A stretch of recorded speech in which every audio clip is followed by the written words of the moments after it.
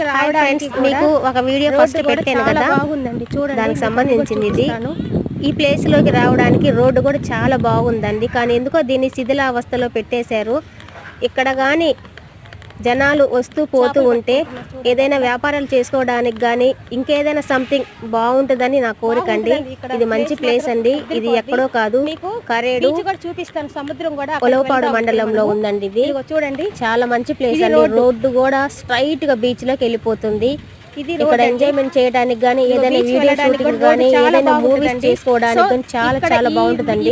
ఇక్కడ రూమ్స్ కూడా ఉన్నాయి, ఫెసిలిటీ కూడా చాలా చాలా బాగుంటాయి. కానీ ఎందుకో దీన్ని వదిలేశారు. దీన్ని మాత్రం డెవలప్ చేయాలని నా యొక్క కోరిక అండి. చాలా బాగుంది. ఈ ప్లేస్ ని మాత్రం డెవలప్ చేయండి, ప్లీజ్ ప్లీజ్ ప్లీజ్ డెవలప్ చేయండి ఈ ప్లేస్ ని. ముఖ్యంగా ప్రభుత్వం ఇది పట్టించుకోండి కొంచెం. ఇలాంటి ప్లేసులు చాలా చాలా ఉన్నాయండి. చూడండి, చెట్టు చూడండి ఎంత బాగుంది అసలు, పచ్చగా.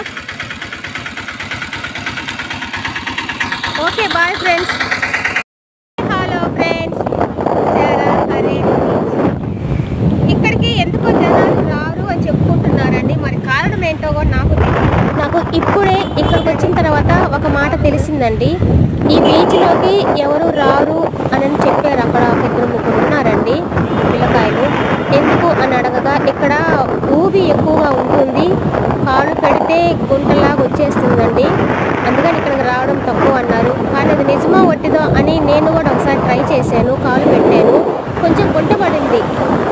అలా గుంట పడినంత మాత్రాన ఊబి అయితే కాదు కదా. సంథింగ్ ఎందుకో కానీ ఇక్కడికి రావాలని మాత్రమే చెప్పారు. వాళ్ళు కూడా రీజన్ ఏం చెప్పలేదు నాకు. కానీ ఈ ప్లేస్ మాత్రం బాగానే ఉంది. ఇంకొకటి విషయం ఏంటంటే ఇక్కడ చవకలు ఎక్కువగా ఉన్నాయండి. అందుకోసం ఏమైనా భయపడి వాళ్ళు రాకుండా ఆగిపోవాల్సి వస్తుందేమో అని నేను కూడా అనుకుంటున్నానండి. Okay friends, bye friends. చూడండి, ఈరోజు ఈ బీచ్ని చూసి హ్యాపీగా ఎంజాయ్ చేయండి.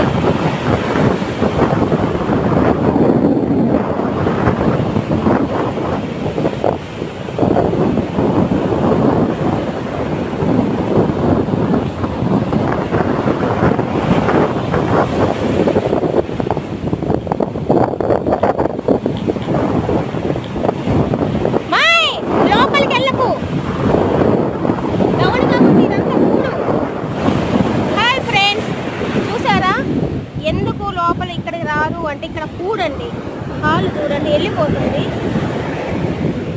చూసారా? అందుకు భయపడి అందరూ చెప్పుకునే మాట అక్కడ